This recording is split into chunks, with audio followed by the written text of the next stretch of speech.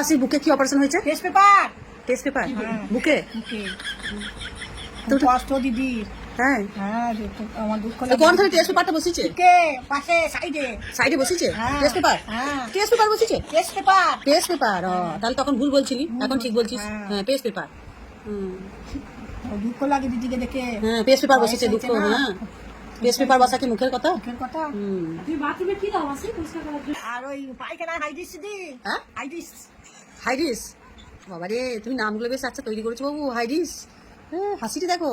আর তোমার পায়ে ওটা কি হয়েছিল গো মাসি? ব্যথা করছিল? ও তো কুলে খারাপ হয়েছিল। পায়ে কুলে খারা? ওটা কুলে খারা বলছে নাকি? তাহলে কুলে খারা শাক খেয়ে হয়ে গেছিল কুলে।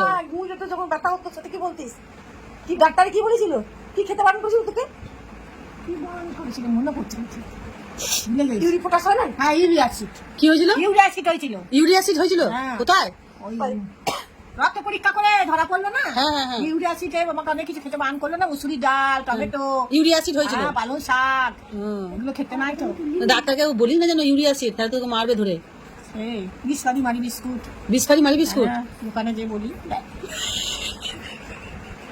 বিষপারি দেয় দোকানে দেয়। বলে দেয়, সঙ্গে সঙ্গে বার করে দেয়। বুঝে গেছে, তুই অনেকবার গেছিস। হ্যাঁ। বিষপারি, আমি দোকান ছিলাম। তোকে বিষ দেয় না ইঁদুর মারা হয়ে ইঁদুর মারা বিষপারি। বিস্ফারি মেরি বিস্কুট। বিষপারি মেরে বিস্কুট। হ্যাঁ। তার মানে ওটা কি নাম হচ্ছে? বিষপাম।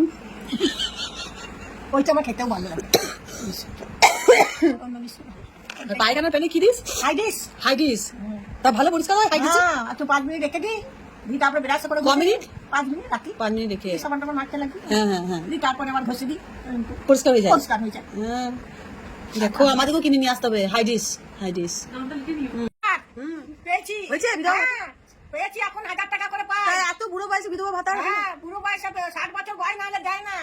তুই জানি না? না তো আমি জানি না। হ্যাঁ। নিয়ে ওই ভাতা দিয়ে কি করো? ভাতা দিয়ে আমি ওষুধ কিনি।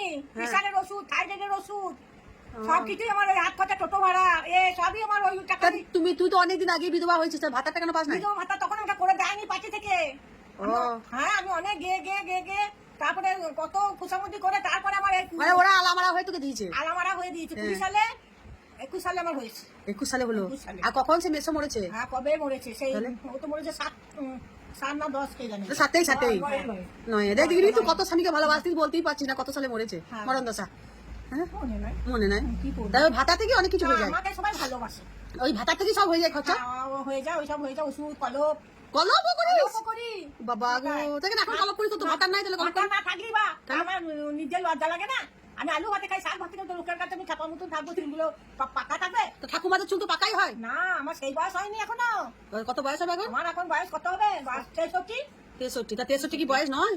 তুই দিদা হয়ে গেছিস। হ্যাঁ, সে হয়েছিল। তাহলে আর কালার তা কালা না করলেও খেপির মতন থাকবো, ও লজ্জা লাগে আমার। তাহলে ওই 1000 টাকা তোর এত কিছু হচ্ছে? আর একটা দিদির বাড়ি আসি। হ্যাঁ, ওই টাকা দিয়ে দিদি বাড়ি আসা হয়? বাস ভাড়া দিয়ে আসি। দাঁড়াদাঁড়ো নিয়ে আসিস। না দাদা সবসময় আনতে পারি না। আগের বারে এনেছিলাম সীতাভোগ, এবারে আনতে পারলাম না। সীতাভোগ আনতে পারলি না? না, হাতি সীতাভোগ আনিস না? সীতাভোগ আনি না। আমি জানি না রে, এবারে তো ঢুকতে দিতাম না তোকে।